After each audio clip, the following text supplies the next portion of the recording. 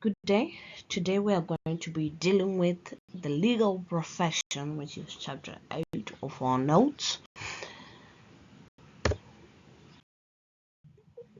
We're going to talk about lawyers, judges, magistrates, public prosecutors, and generally the legal profession as a whole in Zimbabwe.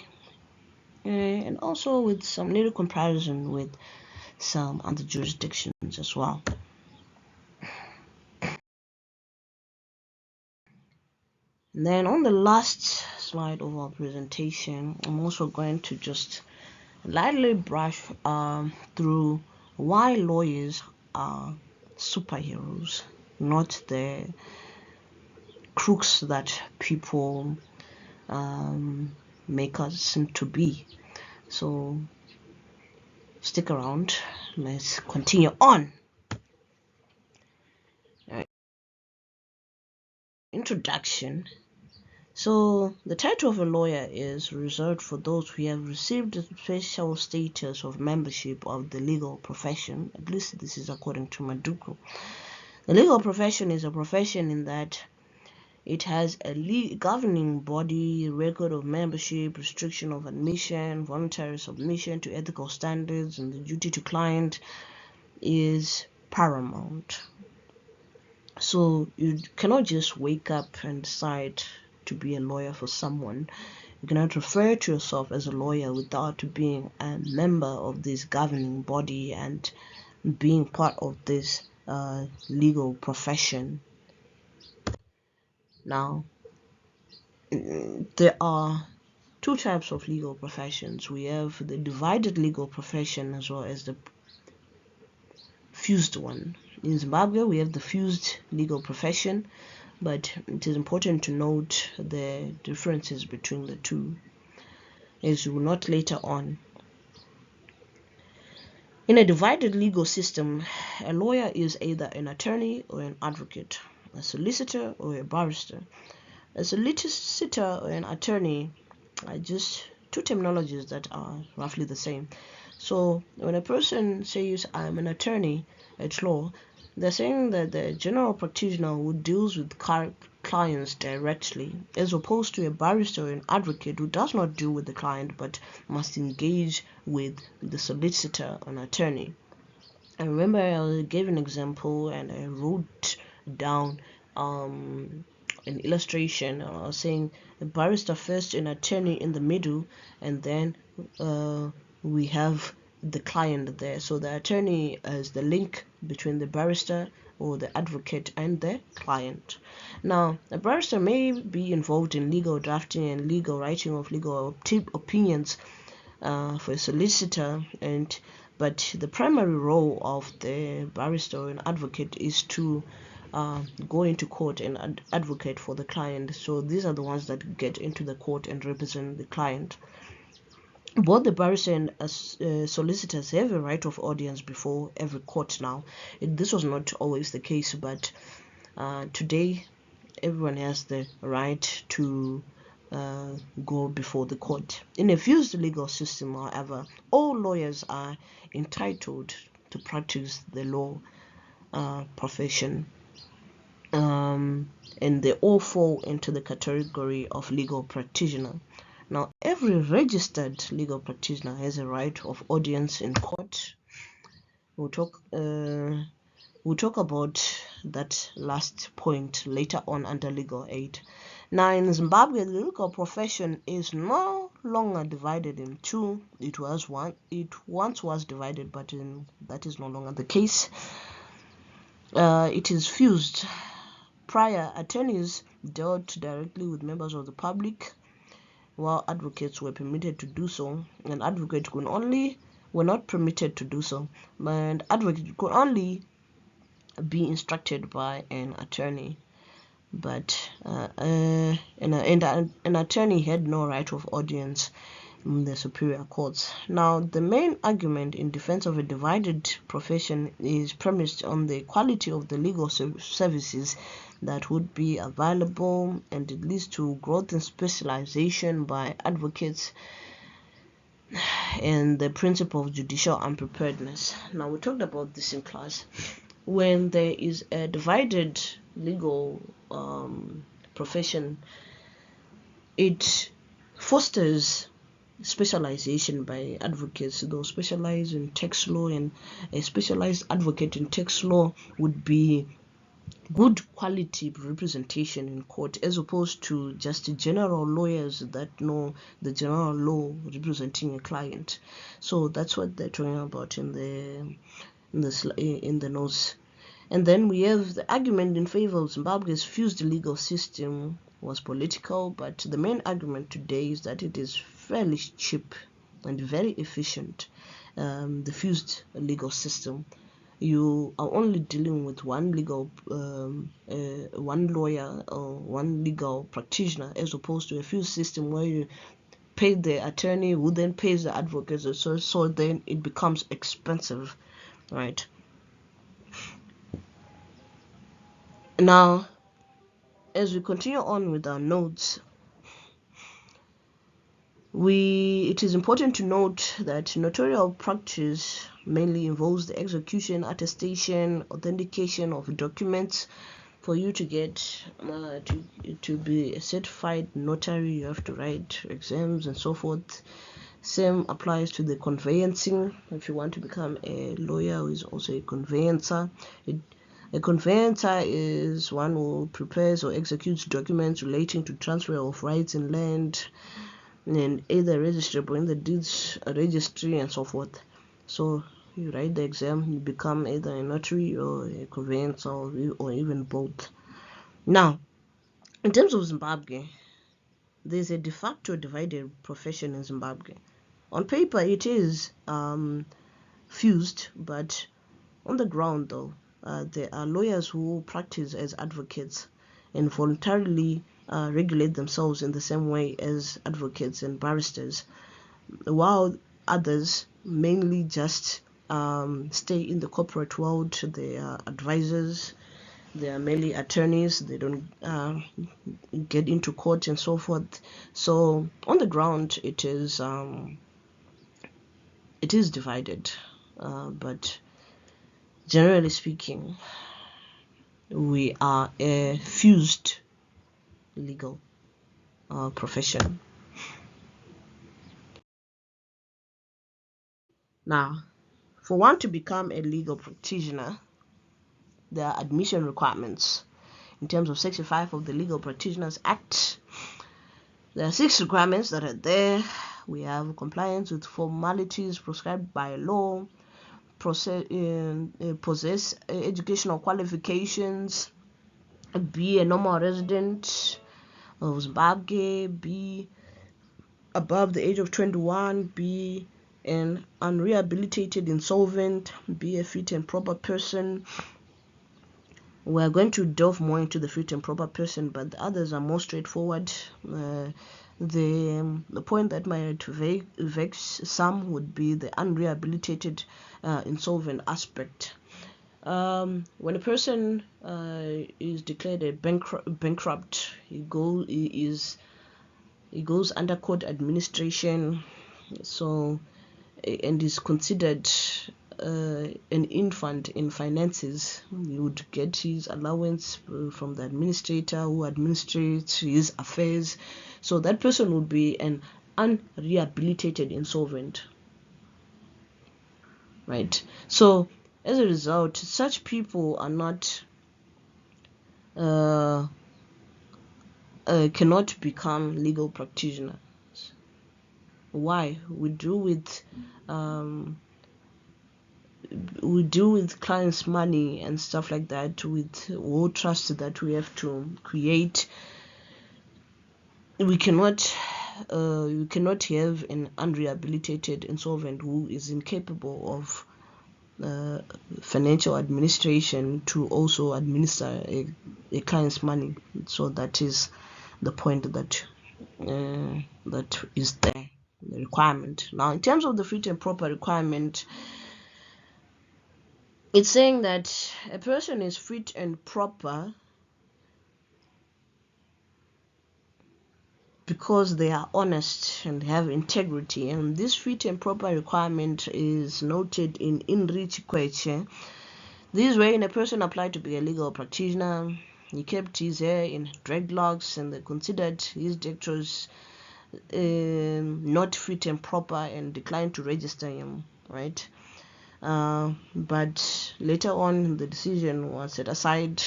The court held that Rastafarianism was indeed a belief protected by the Constitution and that he is allowed to register as a legal practitioner. The reasoning behind is that appearances, physical appearances, are not what the fit and proper requirement are talking about.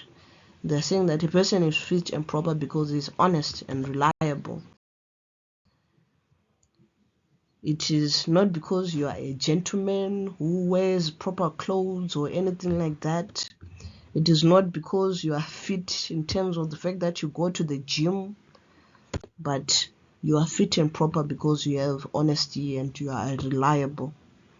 So the reasoning for the judgment there was that physical characteristics are irrelevant, but it is honesty and reliability that they will be looking at. Now, the discipline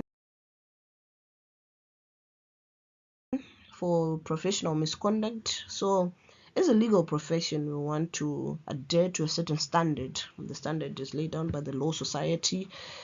And if you fail to meet that standard through your actions, there are consequences, which include deletion from the register of legal practitioner, suspension from legal practice, imposition of conditions which you need to meet in order for you to practice. You may even be censured or just merely being cautioned, depending on the conduct that you have done or the misconduct. Now, the Law Society, this is a governing body set out by the Legal Practitioners Act. It is managed and controlled by the council. The function being to keep a register of all registered lawyers, maintain its integrity and so forth, promote social intercourse, enforce uniform practice, discipline lawyers, encourage the study of law. This is the Law Society, which in my view is the founding body that protects the legal profession. Now, as we continue on, we're now off to dealing with judges. If you want to be a judge, the process of appointment of the judge is a key factor in guaranteeing the independence of the judiciary that we talked about on the other chapter. Appointment is either on political alliance or they cannot appoint themselves. The question in each case becomes one of extent to which the appointment possesses sufficient checks and balances. So if you are appointed in terms of political alliances, or even worse, you appoint yourselves, then it becomes a problem when we are to ensure the checks and balances in administration of justice. But in terms of Zimbabwe, however, the appointment of judges in terms of section 180 of the Constitution, though the checks and balances are fairly weak, it tries to ensure that they are there. It says that for you to become a judge or for a judge to be appointed, the president must consult with the Judicial Service Commission before making the appointment. The Judicial Service Commission advertises the position, lays down 3 nominees. The president appoints a judge from those 3 nominees. And if he's not satisfied with the first 3 nominees, he may ask for another list of the 3, and then he may choose the person that he wants to be a judge. Notice of appointment must be published in the Government Gazette. We talked about the Government Gazette in the previous slides. The Judicial Service Commission, it consists of 18 people: Chief Justice, Deputy Chief Justice, Judge President, and all those other people that are stated therein. most of which are appointed by the president. This is where it gets fuzzy.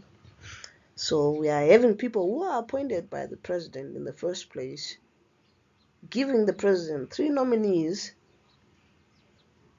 and the president chooses from those 3 nominees, and that person becomes a judge. There is need for a review there. Now, qualifications for appointment, it is in terms of section 177 to section 179. That's where they talk about judges. Judges has to be at least 40 years, must be fit and proper. We talked about this. And then being a judge in a court of unlimited jurisdiction in which common law is Roman Dutch or English law, and the official language is English.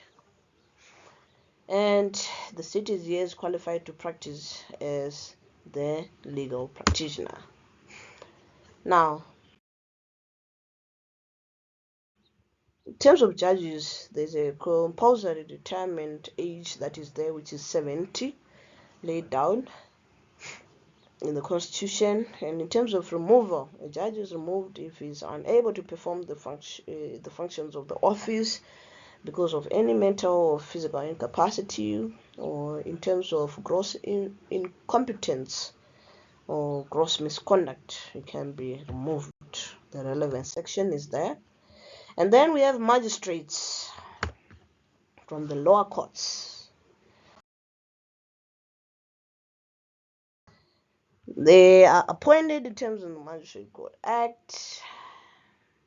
Ordinary courts with ordinary magistrates who are in the ordinary magistrate office, or are persons who have held office for 4 years. They are qualified to get into a higher magistrate court office, be it regional or provincial magistrates.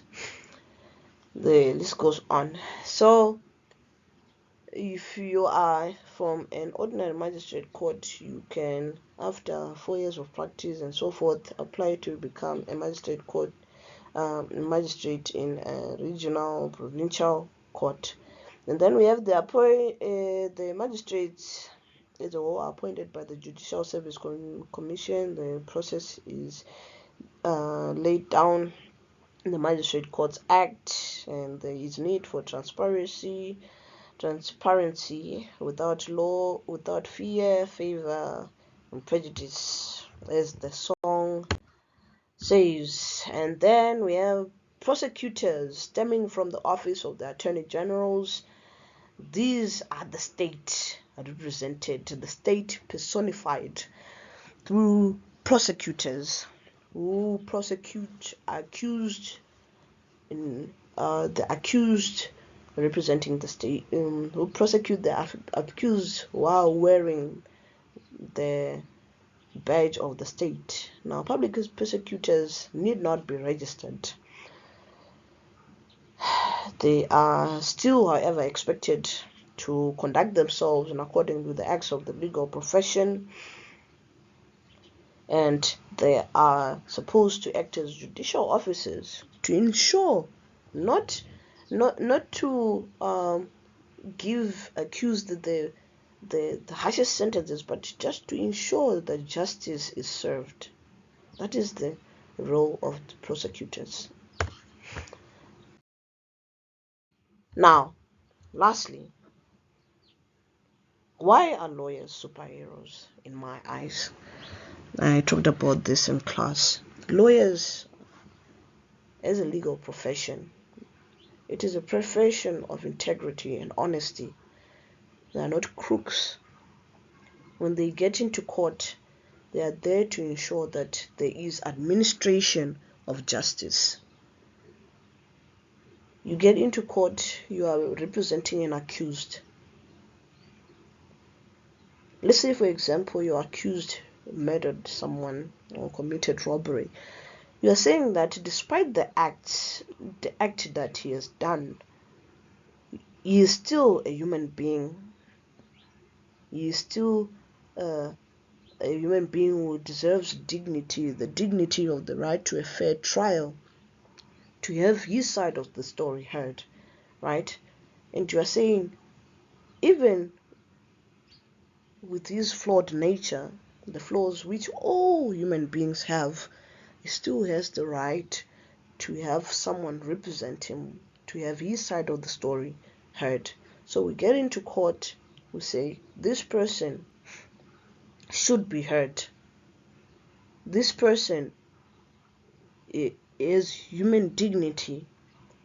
This person also has the right to a fair trial, and this interest is enforced through us, right?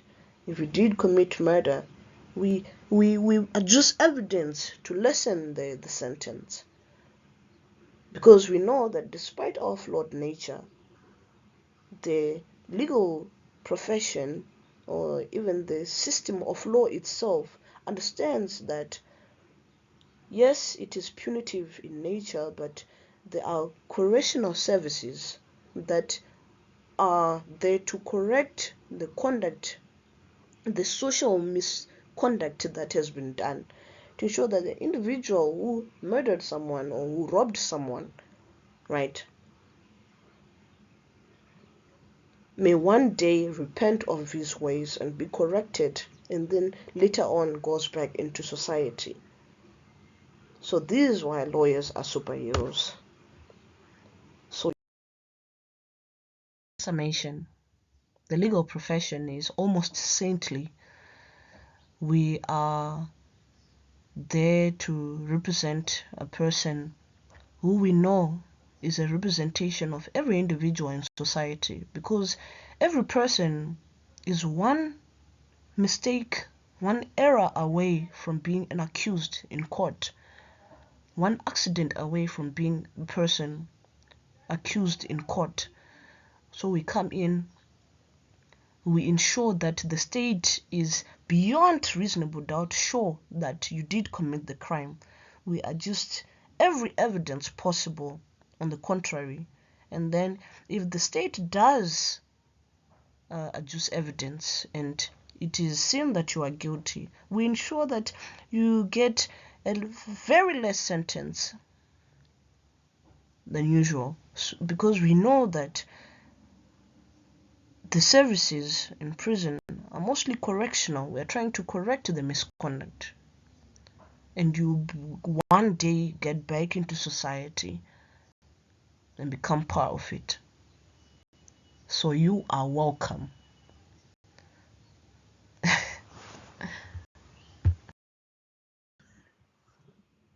So this is the legal profession, an honorable profession.